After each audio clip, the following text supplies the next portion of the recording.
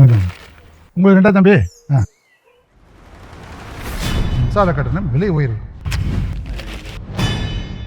Petrol diesel விலை குறைப்பு, தொழில் மட்டுமே செயலில் இல்லை. சொன்ன வாக்குறுதி எதுவுமே நிறைவேற்றியா? ஆச்சரியம் வாழ தம்பி. எங்களை பணமங்கிற நெருப்புல எரிக்கிறவங்கள மறக்கவும் மாட்டோம், மன்னிக்கவும் மாட்டோம்.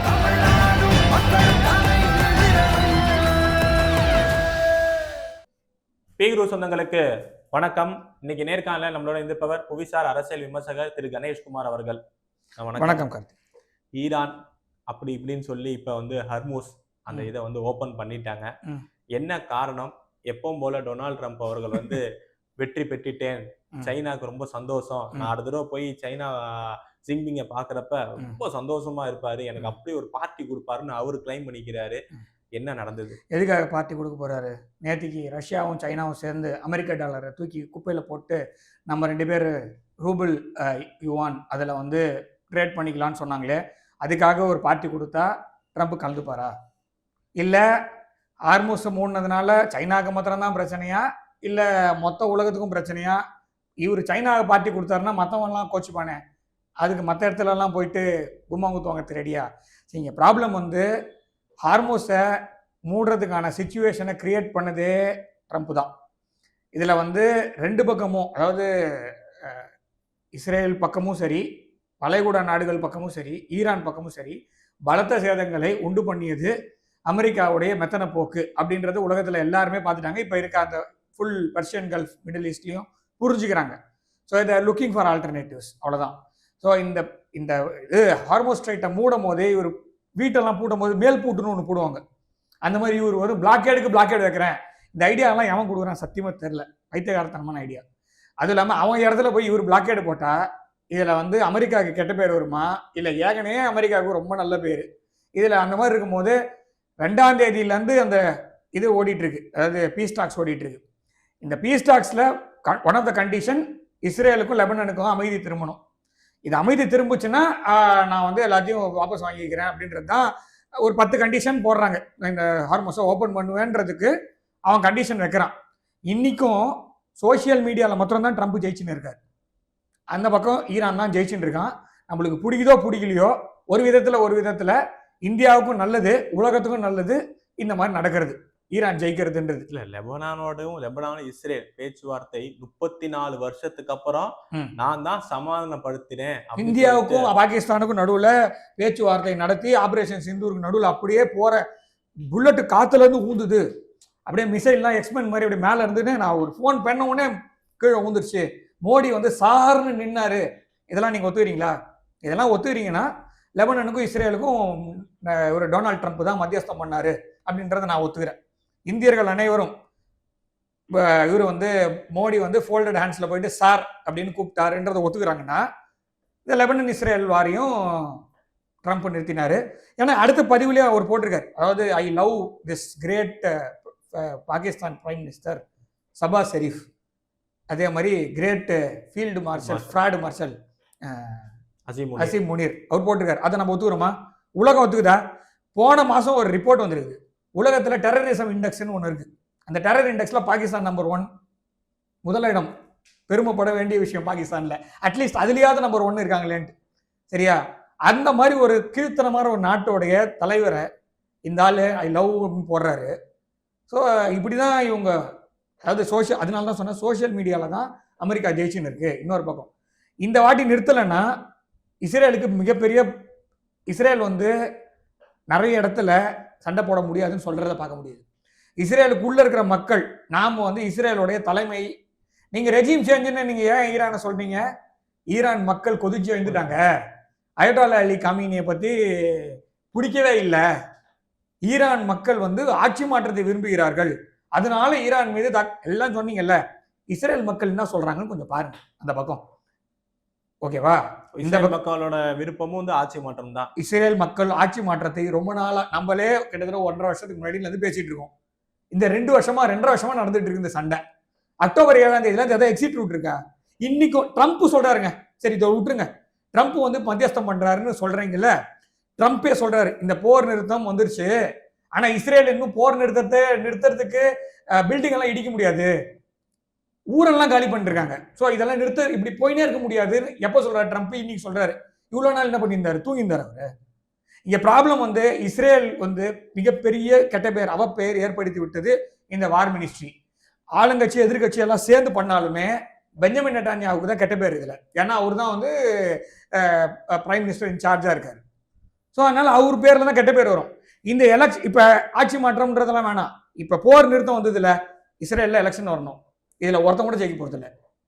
ஆளுங்கட்சி தரப்புல இருந்து ஆளுங்கட்சியில எதிர்கட்சியில நிக்க போ எவனவே ஜெயிக்க மாட்டான். புதுசா ஏதாவது வந்தாதான் உண்டு. இஸ்ரேலுக்கு எத்தனை நண்பர்களை இழந்து விட்டார்கள் இந்த 2 வருஷத்துலன்னு பாருங்க. இஸ்ரேலுக்கு அமெரிக்கா மாத்திரம் எவ்வளவு நாள் அமெரிக்கா இஸ்ரேலையும் விட போகுது. அடுத்தது ஈரான் கம்மியான விலையில ஆயில கொடுக்குறேன் இல்ல டாலர்ல கொடுக்குறேன்னு சொல்லிட்டு ஒரு ஒப்பந்தம் வந்தான்னு வச்சுங்களேன், அமெரிக்கா இஸ்ரேலை தூக்கி தண்ணியில முக்கிட்டு போயிட்டே இருக்கும். அது வந்து இஸ்ரேல் ஆளுங்கட்சிக்கு ஆளும் வர்க்கத்துக்கும் தெரியும், இஸ்ரேல் மக்களுக்கும் தெரியும். அதனாலதான் அதாவது ஒரு பாயிண்ட் ஆஃப் டைம்ல இது நிக்கணும்னு சொல்லிட்டு இருக்காங்க. ஸோ இது வந்து இட் கேனாட் கோ ஆன். இஸ்ரேலுக்குள்ள எவ்வளவு பெரிய சேதங்கள் இருக்குன்னு நம்ம பார்க்கல. பெரிய சென்சார்ஷிப் போயிட்டு இருக்கு. நீங்க லெபனனையே காமிக்கிறீங்க, ஈரானே காமிக்கிறீங்க, மத்திய கிழக்கு நாடுகள் அதாவது மேற்கு ஆசிய நாடுகள் எதையுமே நம்ம பார்க்கல இனி வரையும். இந்த போர் நிறுத்தம் வந்தாதான் அந்த கேமரா அந்த பக்கம் திரும்ப முடியும். ஓகேவா? இதுல வந்து நிறைய சோசியல் மீடியா நரேட்டிவ்ஸ் ஈரான் ரொம்ப கிளியரா சொன்னா, இப்பவும் சொல்றது என்னன்னா திரும்ப அங்க அந்த பீஸ் டாக்ஸ் ஃபெயில் ஆச்சு, திரும்ப வந்து அங்க சீஸ்ஃபயர் வயலேட் பீஸ் டாக்ஸ் வந்து இப்ப திருப்பி பாகிஸ்தான்ல மண்டே நடக்க போதாங்க. அது இல்ல, இங்க சீஸ்ஃபயர் இஸ்ரேல் வயலேட் பண்ணா, இஸ்ரேல் லெபனான்ல வயலேட் பண்ணா இங்க ஓர்முஸை திரும்ப மூடிடுவேன். இப்பவும் என்ன கேட்கறாங்கன்னா பைசா கொடுன்னு கேட்கறாங்க ஈரான். அந்த 10 அம்சத்துல இருந்து அவன் பின்வாங்கவே இல்லை. அமெரிக்கா தான் வந்து ஒரு மாதிரி குட்டையை குழப்பி உலகத்தை நம்ப வச்சு சத்தமா பேசுறவன் நல்லவன். இவங்க அமெரிக்கா காலங்காலமா தானே பண்ணியிருந்தாங்க. இவங்களை பொறுத்த வரைக்கும் எல்லா இடத்துலையும் மீடியா வார்ஃபேர் தான். அமெரிக்காவை பொறுத்த வரைக்கும் மீடியா இஸ் ஆர்ம்டு ஃபோர்ஸஸோட இன்னொரு விங்கு, ஹாலிவுட் ஆர்ம்டு ஃபோர்ஸஸ் இன்னொரு விங்கு. ஓகேவா? ஸோ அந்த மாதிரி தான் நம்ம பார்க்கணும். அதனால ஈரான் வந்து ரொம்ப நம்மளும் புரிஞ்சு வச்சிருக்கோம். அதனால தான் ஆபரேஷன் சிந்தூர் போது 32 நாடுகளுக்கு நாமளே போய் அனுப்பணும்ல. எம்பிங்க எல்லாம் போனாங்களே, எல்லா கட்சியிலேருந்து போனாங்க. எதுக்கு போனாங்க? ஃபோன் பண்ணி சொல்ல முடியாதா? இல்லை மீடியா பார்த்து தெரிஞ்சுக்கணும். அமெரிக்கா இந்த வேலையை செய்யுதுன்றதுக்காக தான் இந்தியா வந்து இந்த வேலையை செஞ்சதுக்கான காரணமே அமெரிக்காவுடைய மீடியா ஆர்ம்ஸ் மிஸ்இன்ஃபர்மேஷனும் டிஸ்இன்ஃபர்மேஷனும் ஸ்ப்ரெட் பண்றதுனால தான். இந்தியாவுக்கு வேற ஆப்ஷனே கிடையாது. என்ன நடந்ததுன்னு போய் சொல்லணுன்றதுக்காக நேராக போய் சொன்னாங்க. மலேசியாலலாம் பாதி நேரம் தப்பான இன்ஃபர்மேஷன் தான் போச்சு. நம்ம போன உடனே தான் அங்கே என்ன நடந்ததுன்னே புரியுது. ஸோ அந்த மாதிரி அமெரிக்கா வந்து சோசியல் மீடியாவில் வேணால் ஜெயிக்கலாம், ட்ரம்ப் வந்து மக்களை குழப்பலாம், உலக மக்களை சோசியல் மீடியாவில். ஈரான் வந்து பின்வாங்கலை. ஈரான் ரொம்ப தெளிவாக இருக்கிறது என்னன்னா, அந்த 10 அம்ச அந்த திட்டத்தை இம்ப்ளிமெண்ட் பண்ணுறது தான். உடைச்ச பொருளுக்கெல்லாம் பணத்தை எண்ணி வெயின்றான். ட்ரம்ப் திரும்ப அதுக்கு சொல்றாரு 10 சென்ட் கூட கொடுக்க மாட்டேன்றார். இது எப்படி இந்த ஒப்பந்தம் எப்படி வந்து பாகிஸ்தான்ல போய் நடந்து ரெண்டாவது பாகிஸ்தானா நடக்கட்டும் மண்டே நடந்து. நான் சொல்றது இப்ப இது நடக்க முடியுமான்னு பாருங்க. முதல்ல அவன் இன்டென்ஷன் என்ன? அதாவது ஊர் திருவிழான்னா எல்லாரும் கடை போடுறவன் கடை போடுவான், பொருள் விற்கணும்னு நினைக்கிறான், பசங்கள்லாம் வந்து ஜாலியா மிட்டாய் எல்லாம் வாங்கி தின்னுவாங்க. அதெல்லாம் ஒரு ஈகோ சிஸ்டம். ஒரு ஃபெஸ்டிவல்னா அப்படி ஒரு ஈகோ சிஸ்டம் நடக்கும். அதில் சைடில் பிச்சைக்காரலாம் பிச்சை எடுப்பான், பார்த்துருக்கீங்களா? அதே மாதிரி தான் பாகிஸ்தான் எப்படின்னா இந்த மாதிரி ஒரு விஷயத்தை கண்டக்ட் பண்ணிட்டு இந்த சைடில் பிச்சை எடுக்க வேண்டியது. இதுதான் பாகிஸ்தானோட எண்ணம். போன தடவையே ஒரு $5 பில்லியன் பிச்சை எடுத்துட்டாங்க. ஓகேவா? சவுதி அரேபியா கிட்ட இருந்து கத்தார் கிட்ட இருந்து பணத்தை வாங்கி யூஏஇயோடைய கடனை அடைச்சிட்டாங்க. இப்போ கடன் வந்து இப்போ டைவர்சிஃபை ஆன கடன் வந்து இப்போ ஒரு இடத்துல இதுவாயிருக்கு. சவுதி அரேபியா கிட்டையும் கத்தார்கிட்டையும் பணம் கொடுக்கணும் கடன். இப்படி தான் போயிட்டு இருக்கு. ஸோ பாகிஸ்தான் வச்சு மீடியேட் பண்ணால் இது நடக்குமா அப்படின்றது உலக நாடுகள் எல்லாருக்குமே தெரியும். ஆரிஜின் பிரச்சனையே அவங்களால தான். இன்னொன்று, சவுதி அரேபியாவுக்கும் பாகிஸ்தானுக்கும் ஒரு ஒப்பந்தம் போட்டிருக்காங்க ரீசெண்டாக. பார்த்தீங்களா? சவுதி அரேபியா, பாகிஸ்தான், துருக்கி 3 பேர் சேர்ந்து ஒரு ஒப்பந்தம் போட்டிருக்காங்க. நம்ம குவாட் மாதிரி. அவங்க என்னன்னா பாகிஸ்தான் மேலே சவுதி அரேபியா மேலே கை வச்சா பாகிஸ்தான் போகும்னு. சரி, இப்போ ஈரான் பேச்சுவார்த்தை ஃபெயில் ஆகுது. சரியா? இப்போ நான் ஒரு கொஸ்டின் கேட்குறேன். ஈரானோட பேச்சுவார்த்தை ஃபெயில் ஆகுது. ஆஸ் யூஸ்வல் 27ஆம் தேதி பிப்ரவரி மாதம் ஃபெயில் ஆன உடனே ஒரு பாம்பு போட்டானுங்க. அதே மாதிரி ஈரான் மேலே இந்த நாளைக்கு ஃபெயிலியர் ஆகுதுன்னு வச்சுங்களேன். நாளைக்கு காலையில் அமெரிக்கா வந்து ஒரு பாம்பு போடுது. இருப்பி ஈரான் போய் சவுதி அரேபியா மேலே ஒரு பாம்பு போட்டான்னு வச்சுங்க. அப்போ பாகிஸ்தான் என்ன பண்ணும்? பேச்சுவார்த்தை நடத்துமா, இல்லை சவுதி அரேபியா அட்டாக் பண்ணதுக்காக ஈரான் அட்டாக் பண்ணுமா? இந்த குழப்பத்தை எனக்கு புரியல. அதனால அதாவது ஒரு பேச்சுவார்த்தை நடத்துறதுக்குன்னு ஒரு போனோம்னா நியூட்ரலான ஒரு ஆள் போகணும். ஓகேவா? பேச்சுவார்த்தை நடத்துறதுக்கு அமைதி தூதுவன் அப்படிங்கிறவன் ரெண்டு பக்கமும் இல்லாதவன் இருக்கணும். இவன் ஆரம்பமே இவன் சைட்ல இருந்து பேசவே பேசுறான். அமெரிக்கா இல்லாம பாகிஸ்தான் இருக்க முடியுமா? அமெரிக்காவுடைய அறிவிக்கப்படாத மாநிலம் தான் பாகிஸ்தான். அந்த பாகிஸ்தான் ஆக்குபைட் காஷ்மீர்ன்ற ஒரு மாகாணத்தை இந்தியாவிலிருந்து புடுங்கி பாகிஸ்தான் கொடுத்துருக்கிற வரைக்கும் பாகிஸ்தான் இம்பார்ட்டன்ஸ் பெறும். என்னைக்கு பாகிஸ்தான் ஆக்குபைட் காஷ்மீர் இந்தியாவோட வருதோ Pakistan will cease to exist and then America will have a bigger problem in this region. America வந்து ஆல்ரெடி குளோபல் பவர்ங்கிறது இழந்துருச்சு. பாகிஸ்தான் எழுதி வச்சுக்கோங்க, பாகிஸ்தான் ஆக்குபைட் காஷ்மீர் என்னைக்கு இந்தியாவோட வந்து சேருதோ அமெரிக்கா மொத்தமும் போயிடும்.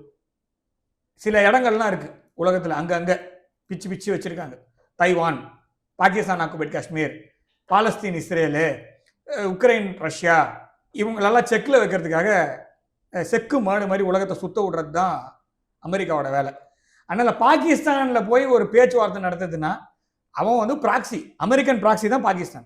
ஒசாமா பின் லாடனை அந்த ஊரில் 10 வருஷம் நல்லா 5 ஸ்டார் வாழ்க்கை பிரியாணி தின்ட்டு இருந்தான்.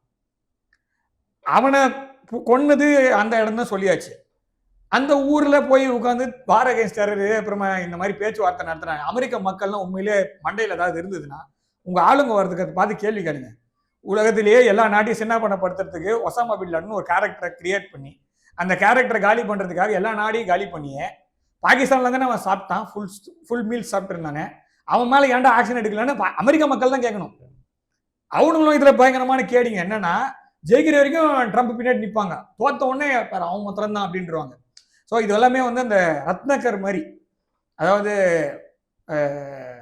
என்ன சொல்றது, ஜெயிக்கிற வரைக்கும் நம்ம எல்லாரும் பங்கு போட்டு பிரிச்சுப்போம், தோத்த உடனே உன் பாவம் உனக்குன்ட்டு போயிடுவாங்க. அந்த மாதிரி தான் அந்த சொசைட்டி அப்படி தான் இருக்கு. So you cannot trust Pakistan and you cannot take America for என்ன சொல்றது சைனிங் அண்ட் இது. அது அமெரிக்கா இது வரைக்கும் எந்த ஒப்பந்தத்தை ஹானர் பண்ணியிருக்காங்கன்னு எனக்கு தெரியல. ஒன்றா நான் கேட்டுக்கிறேன், இதை வந்து யார் வேணா ஓப்பன், நீங்க வந்து அமெரிக்காவுடைய பூர்வக்குடி மக்கள் நேட்டிவ்ஸோட போட்ட அக்ரிமெண்ட்ல இருந்து இப்ப நாளடி போடுறதா சொல்ற அந்த ஈரானோட அக்ரிமெண்ட் வரைக்கும் ஏதாவது ஒண்ணுதான் அமெரிக்கா ஹானர் பண்ணியிருக்கேன் பார்ப்போம். இப்போ இந்த சீஸ்ஃபயர் கண்டினியூ ஆகுமா, என்ன ஆகும் அடுத்த கட்ட நடவடிக்கை?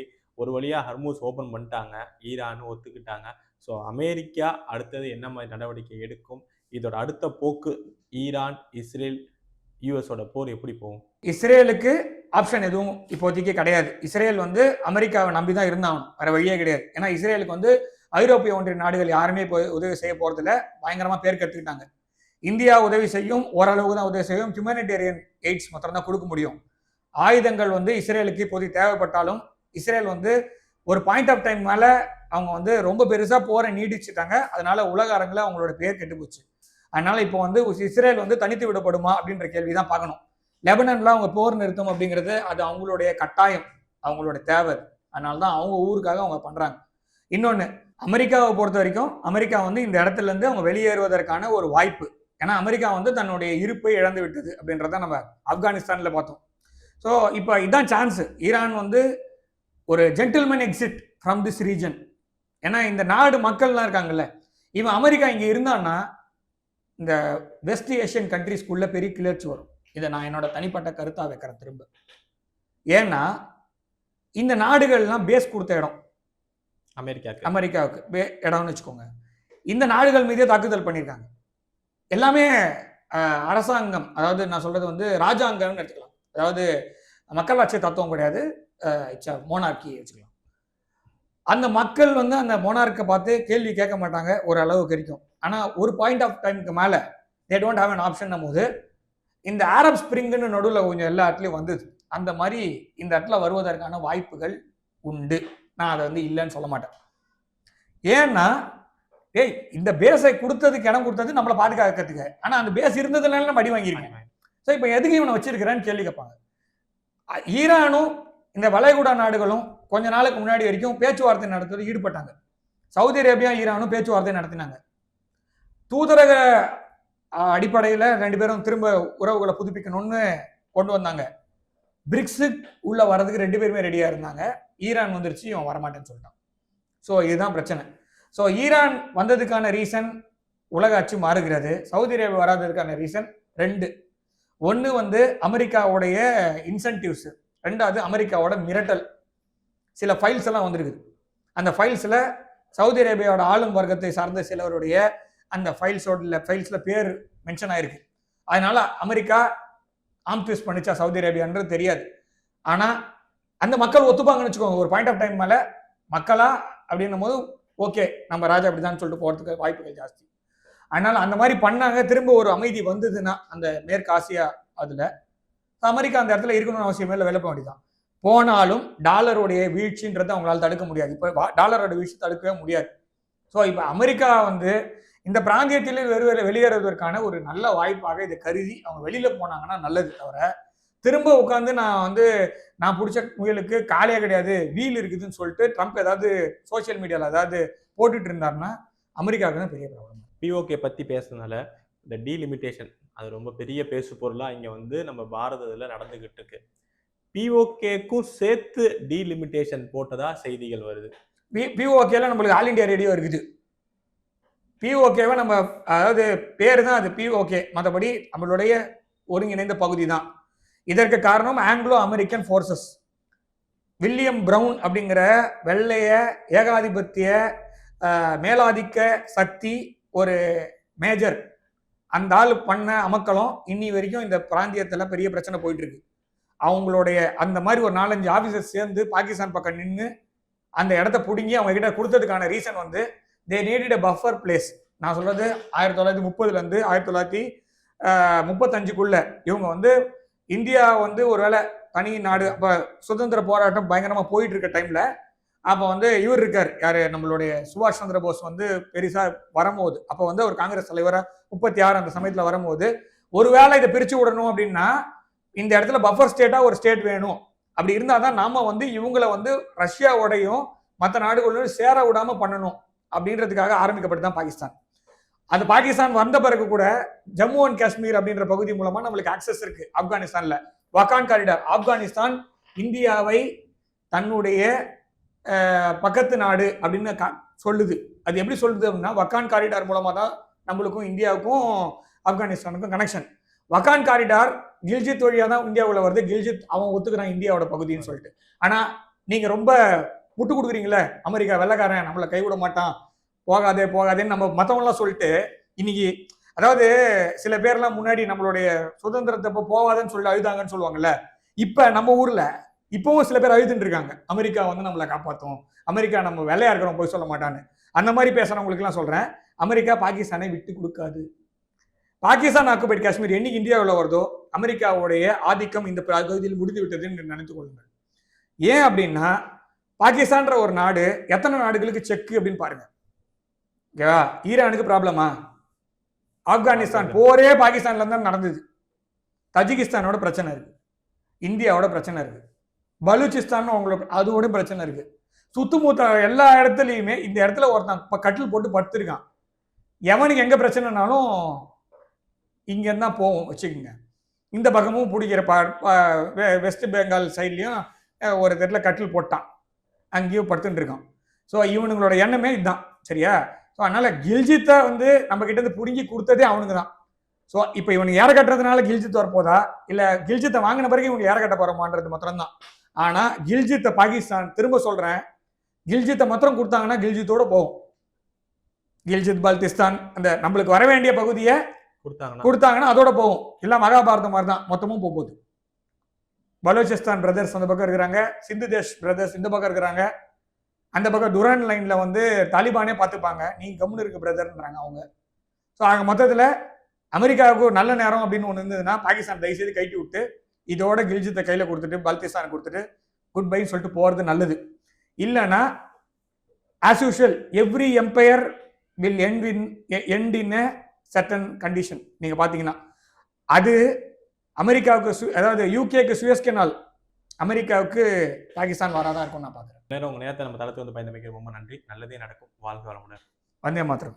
கல்வியில தமிழ்நாட்டை நம்பர் 1 மாநிலமாக்கும்னு சொன்னாங்க. விஷமாகும் மதிய உணவு, இடிந்து விழும் மேற்கூரை, தண்ணீர் இல்லா கழிப்பறை, இதுவே தமிழக பள்ளிகளின் அவல நிலை.